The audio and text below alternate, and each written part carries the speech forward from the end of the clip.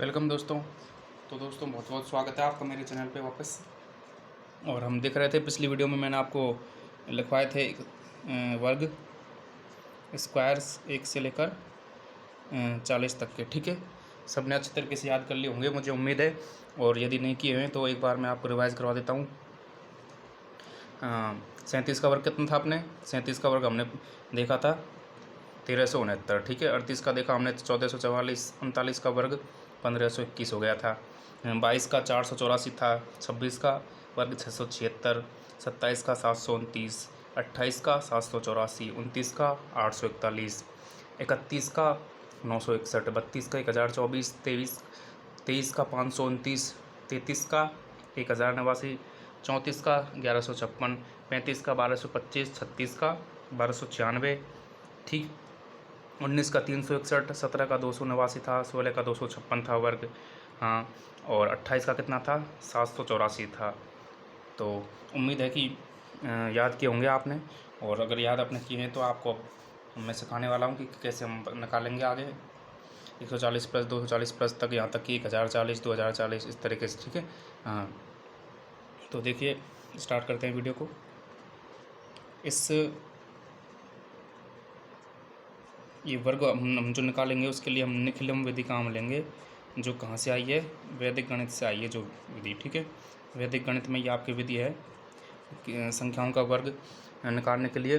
और कक्षा 10 तक वैदिक गणित चलती है राजस्थान बोर्ड के सिलेबस में, स्कूल में। तो जिसने अगर राजस्थान बोर्ड से पढ़ी है, पढ़ाया है जिसने, या फिर पढ़ाया खुद ने, ठीक है, तो उसको तो ये सब आती होंगी। और अगर नहीं भी आती होंगी तो भी कोई दिक्कत नहीं है, अब आप सीख सकते हैं, सीखने की उम्र नहीं होती। तो देखिए कैसे निकालेंगे हम। जैसे मैं एक एग्ज़ाम्पल लेके बताता हूँ आपको। जैसे 103 का मान लीजिए आपको वर्ग निकालना है। ठीक है, 103 का वर्ग निकालना है आपको। तो हम देखो क्या करेंगे, इसके लिए एक आधार लेके चलेंगे। हम आधार लेके चलेंगे। इस 103 के लिए जो आधार होगा वो क्या होगा हमारे 100 हो जाएगा। ठीक है, क्योंकि ये जो संख्या है 103 वो 100 के करीब है। और उपाधार लेके चलेंगे, उपाधार भी लेके चलते हैं हम। उपाधार हम यहाँ पे 1 लेके चलेंगे। ठीक है, कि इस आधार को किससे गुणा करें ताकि जो संख्या 103 जो है 100 के करीब है, तो 100 को किससे गुणा करें ताकि हम 100 के करीब बने रहें। ठीक है, तो 1 से गुणा करना पड़ेगा आपको। ठीक है, और एक होता है आपके विचलन। ये जो संख्या है वो इस आधार से कितने ज़्यादा है या कम है उसको हम बोलते हैं विचलन। तो विचलन यहाँ पे हो जाएगा प्लस का 0.3। ठीक है, सिर्फ 3 नहीं लिखेंगे, प्लस का 0.3 लिखेंगे, क्योंकि आधार में 2 शून्य हैं। तो इस विचलन में भी 2 अंक आपके लिखने पड़ेंगे, है ना। अब देखिए 103 का वर्ग आपको निकालना है। ठीक है, तो देखिए इसके लिए सूत्र है अपने पास। जो सूत्र होता है, सूत्र जैसे संख्या है कोई अपने पास, और इसका हमको करना है वर्ग। ठीक है, वर्ग निकालना है तो इसके लिए सूत्र लगता है उपाधार गुणा संख्या प्लस विचलन स्लैश विचलन का स्क्वायर। ठीक है, ये सूत्र है इसके लिए। अब ये सूत्र आपको इसमें सेट करना है। तो देखिए 103 का वर्ग निकालेंगे जैसे हम, तो यहाँ पे है उपाधार लेंगे। उपाधार कितना है अपने? 1 है। फिर संख्या, संख्या अपने पास एक तो 103 है ये, प्लस विचलन, विचलन 0.3 लिया मैंने, और विचलन का यहाँ वर्ग कर दूँगा। ठीक है, ये तो हो गया आपके 103 और 0.3 106। ये हो गया 0.3 का वर्ग। जो लिखेंगे हम 0.9 लिखेंगे, सिर्फ 9 नहीं लिखेंगे। ठीक है, तो अब ये आपके आ जाएगा। ठीक है, ये आपके उत्तर आ जाएगा 106.09, जो इसका वर्ग है 103 का। ठीक है, और एग्जांपल देख लेते हैं। मान लीजिए 129 का वर्ग निकालना है आपको। 129 का वर्ग निकालना है तो देखिए अब वही तरीका सेम बिल्कुल। ठीक है, यहाँ पे उपाधार हम 1 लेंगे। ठीक है, और आधार 100 लेंगे। यहाँ पे 1, यहाँ पे 129 प्लस संख्या लिख दी, प्लस विचलन कि कितना ज़्यादा है आधार से, तो ये, और स्लैश विचलन का वर्ग। अब देखिए 1 हो गया यहाँ पे। 129 में आप 29 जोड़िए तो 158, और यहाँ पे 29 का वर्ग हम जानते ही हैं 841। ठीक है, अब देखिए क्या, ये तो गया 1 गुणा 158, 158। ठीक है, और लिखना चाहो आप जैसे तो ऐसे लिख सकते हो आप इसको 8 41। ठीक है, क्योंकि देखिए यहाँ पे 3 संख्या है हमारे पास, ठीक है, 3 अंक है यहाँ पे। तो आपको क्या करना है, सिर्फ 2 अंक की मान के चलना है यहाँ पे, ठीक है, क्योंकि आधार में 2 शून्य है तो यहाँ पे भी 2 ही हम अंक रखेंगे, 2 से ज़्यादा हम रख नहीं सकते, ना तो 2 से ज़्यादा रख सकते हैं, ना 2 से कम रख सकते हैं।